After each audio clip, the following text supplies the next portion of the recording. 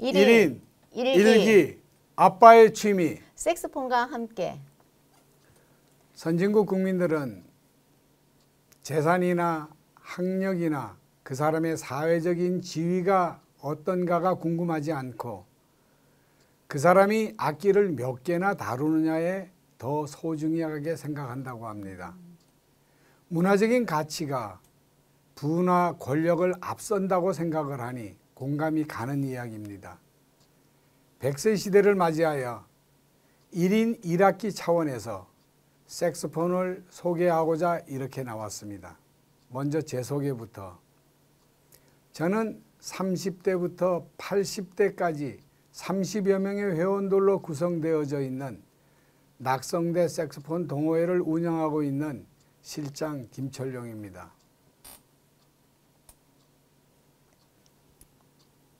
저는 낙성대 색소폰 회원 이미록입니다.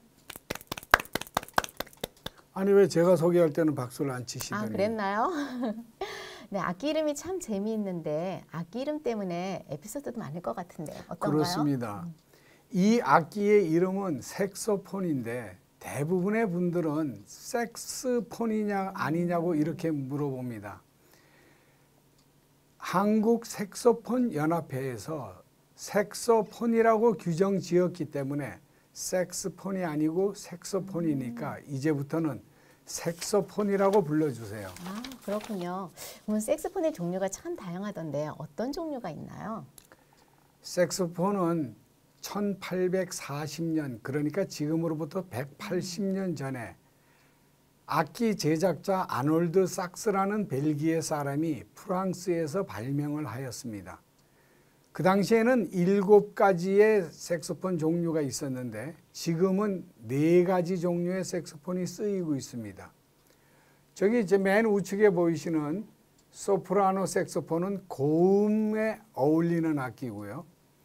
그 다음에 그 옆에 웅장하게 보이는 테너 색소폰은 저음에 어울리는 악기입니다. 그 다음에 여기 앞에 있는 알토 색소폰은 중음에 어울리는 악기예요. 바리톤 악기가 있는데 이 바리톤 악기는 오늘 이 자리에 갖고 나오지 못했습니다. 바리톤 악기는 연주용이라기보다는 반주용으로 많이 쓰이고 있습니다. 주로 쓰이는 이 3가지 악기 중에서도 초보자들이 배우기 쉽고 또 소리내기 쉬운 알토 색소폰을 가장 선호하고 있습니다. 저희 30여 명의 회원들 중에서도 24명 정도는 알토 색소폰을 쓰고 있고요.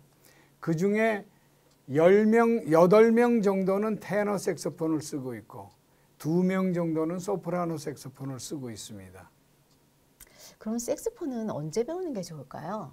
그런 질문을 참 많이 받는데요. 색소폰은 바로 지금입니다. 1살이라도 어릴 때 배우게 되면 그만큼 쉽습니다.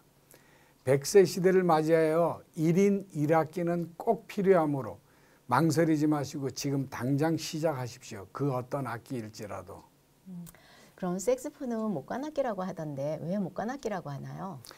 생긴 건 금관악기처럼 생겼죠. 예. 그런데 소리를 내는 주 원인이 이 갈대 리드를 떨어서 소리를 내고 있습니다. 그래서 색소폰은 생긴 건 금관악기처럼 생겼지만 목관악기로 분류가 됩니다. 그리고 색소폰이 인기 있는 이유 중에 하나가 색소폰의 음색이 사람의 목소리와 가장 흡사하다고 해서 인기가 있습니다. 아, 그렇군요. 근데 시장님께서는 색소폰이 어떤 악기보다 가장 배우기 쉬운 악기라고 하셨는데 네. 제가 막상 배워보니 또 그렇지도 않더라고요. 아, 그렇던가요? 예. 네. 한 엄마가 우리 색소폰 동호회에 와서 색소폰을 배우고 있었어요. 근데 그때 피아노를 칠 줄 아는 딸이 구경을 왔습니다. 엄마가 배우는 걸 물끄러미 바라보던 딸이 엄마 악기 한번 줘봐 하더니 그 자리에서 엄마 악기를 받아서 연주를 하는 거예요. 색소폰은 이렇게 접근성이 좋습니다. 색소폰은 단음 악기이기 때문에 하나의 운지에 하나의 소리가 나니까 그걸로 연주가 가능한 악기입니다. 오늘 아버지 교실에서 동영상으로 시청을 하시면서 배우고 계시는 아빠들도 1시간 정도만 주의 깊게 이 동영상을 보신다면 간단한 연주는 하실 수가 있습니다. 색소폰은 운지와 계명만 익히면 바로 연주가 가능한 악기입니다. 운지부터 공부해 보도록 하겠습니다. 왼손은 세 손가락만 사용합니다. 세 손가락을 누르면 솔이고 하나를 피면 라, 그 다음에 또 하나를 피면 시, 그 다음에 교차해서 누르면 도가 됩니다. 한번 실제로 보면서 익혀보도록 하겠습니다. 자, 운지만 솔, 세 손가락을 다 눌렀습니다. 그 다음에 한 손가락을 띱니다. 라, 또 한 손가락을 띱니다. 시, 교차합니다. 도. 이러면 솔, 라, 시, 도가 끝납니다. 다시 한번 보여드릴게요. 솔, 라, 시, 도. 소리를 한번 들어보도록 하겠습니다. 솔, 라, 시, 도. 하행, 도, 시, 라, 솔.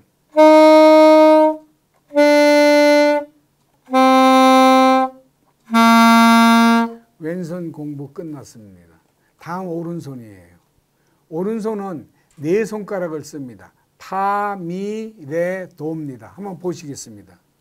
파, 미, 레, 도. 다시 한번 파, 미, 레, 도. 소리 한번 들어보겠습니다. 파, 미, 레, 도. 오른손이 더 쉽죠. 차례대로 내려가면 됩니다. 파, 미, 레, 도. 그러면 밑에서부터 상행으로 한번 연주를 도까지 들어보겠습니다.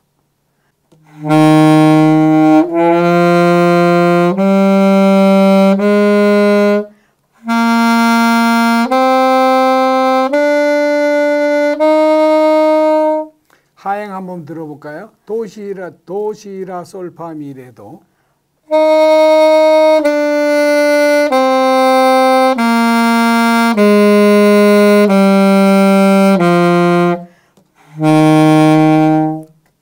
쉽죠.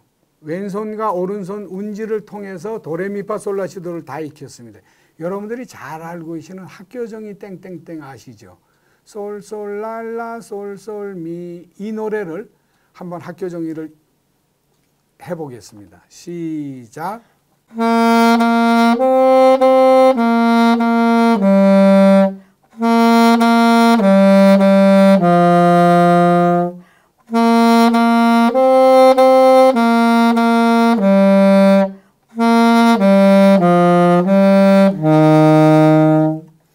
네, 간단하게 학교종을 쳐봤습니다. 그러면 이번에는 2옥타브 공부를 한번 해볼게요. 2옥타브는 옥타브 키가 있습니다. 이 엄지손 위에 보면 옥타브 키가 있는데 이 옥타브 키를 누르면 2옥타브 연주가 됩니다. 참 쉽죠. 1옥타브 운지에다가 옥타브 키 누르면 2옥타브예요. 한번 들려드릴게요. 솔 2옥타브 옥타브 키를 눌러서 나온 소리입니다. 그럼 1옥타브 소리하고 비교해 볼게요. 1옥타브 솔. 자, 미 옥타브 키 눌러요. 이게 2옥타브입니다. 그러면 2옥타브, 1옥타브에서부터 2옥타브까지 운지를 한번 연속해서 들려드리도록 하겠습니다.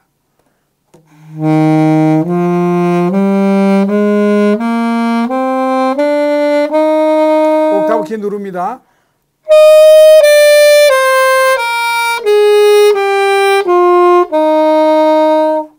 1옥타브와 2옥타브 공부는 끝났습니다. 3옥타브 공부는 다음 시간에 하기로 하고요. 그러면 아까 학교정이 땡땡땡을 1옥타브로 들어보셨는데 이번에 한번 2옥타브로 학교정을 한번 쳐보겠습니다.